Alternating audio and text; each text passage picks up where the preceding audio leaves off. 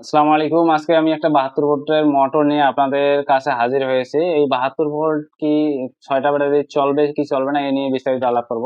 মূলত যে ইয়াগুলো আছে আমি একটা আগে দেখাই, মোটরটাকে আগে নিয়ে আসো। ৪৮, ৬০, ৭২, ৪৮ থেকে ৭২ এখানে লেখা আছে, অর্থাৎ ১৬০০ ওয়াট এবং ৫০ ম্যাগনেট। ঠিক আছে, এখানে ৫০ ম্যাগনেট লেখা আছে, এদিকেও আছে, এই মাঝখানে দিছে।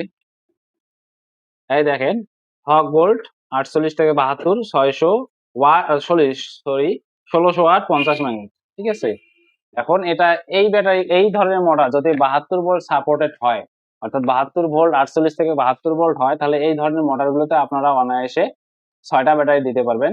যাদের চার্জের সমস্যা হয় বা চার্জ অল্পতে ফুরিয়ে যায়, যারা ব্যাটারি বাড়াইতে চাচ্ছেন তারা অবশ্যই ৭২ ভোল্ট সাপোর্টের মোটরগুলো লাগান মিশুকের জন্য। আর যদি ডাটাই কন্ট্রোলার মোটর হয়, ডাটাইতে আপনার ৪টা থেকে ৬টা ব্যাটারি সাপোর্ট করবে, সমস্যা নেই। আপনার ৪টা দিয়েও চালাতে পারেন, 5টা দিয়েও চালাতে না, আবার ৬টা ব্যাটারি দিয়েও চালাতে পারেন। কিন্তু এই ধরনের মোটরগুলোতে যদি ৬০ ভোল্ট আপনার থাকে বা থাকে, বেশি না থাকে বা পুড়ে যাওয়ার একটা সম্ভাবনা আছে যদি আপনি ৭২ ভোল্ট দেন। ৭২ ভোল্ট দিলে আপনার পুড়ে যাওয়ার সম্ভাবনা আছে। এজন্য আমি রিকমেন্ড করব যে কোম্পানির মোটরে ৭২ ভোল্ট সাপোর্টেড থাকে তাদেরকে আপনারা ব্যবহার করবেন। আমি যে হক গোল্ড নিয়ে ভিডিও করতেছি, আপনাকে হক গোল্ড লাগাতে হবে না।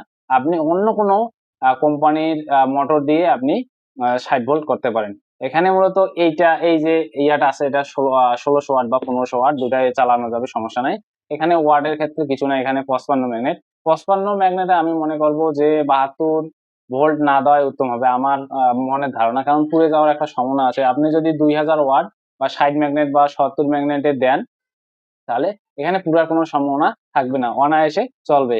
এর জন্য আমি বলতেছি যে এই মানে একটা সচেতনামূলক ভিডিও তৈরি করলাম, যে যারা আমাকে ফোন দেন যে ভাই ৭২ ভোল্ট লাগাতে চাচ্ছি চলবে কিনা, আমি বলবো ১৫০০, যে ছোট ১৫০০ নিচে যে মোটর গুলো আছে এগুলাতে না দেওয়া উত্তম হবে। এবং অবশ্যই দেখবেন যে কোম্পানি থেকে ৭২ ভোল্ট সাপোর্ট লেখা আছে কিনা। যদি লেখা থাকে তারপরও চিন্তা ভাবনা করবেন, যদি ছোট মোটর হয় দিবেন না, আর যদি বড় মোটর হয় ২০০০, ২৫০০ ওয়াট বা ৬০ বা ৭০ ম্যাগনেট, তাহলে আপনারা সহজেই এ ধরনের ব্যাটারি দিতে পারবেন, যাতে অনায়াসে চলতে পারে।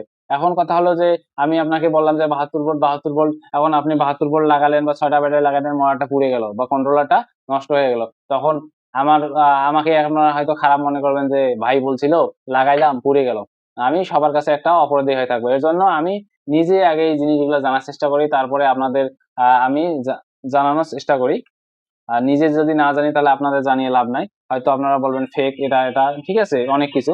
এর জন্য আমি বলবো যে আপনারা যদি ৭২ ভোল্ট চালাতে চান, যাদের চার্জ কুলায় না, আপনার বড় ধরনের যে মোটর গুলো আছে ২৫০০ ওয়াট, ৩০০০ ওয়াট বা ৩৫০০ ওয়াট, এই ধরনের যদি ৭২ সাপোর্টেড থাকে, কোম্পানি থেকে ৭২ ভোল্ট সাপোর্ট করে, তাহলে আপনারা লাগাবেন। তাছাড়া আপনারা লাগাবেন না। যদি লাগান তাহলে পুড়ে যাওয়ার সম্ভাবনা আছে, আপনারা এখানে ধরেন ৮-৯ হাজার টাকা লস হয়ে যাবে।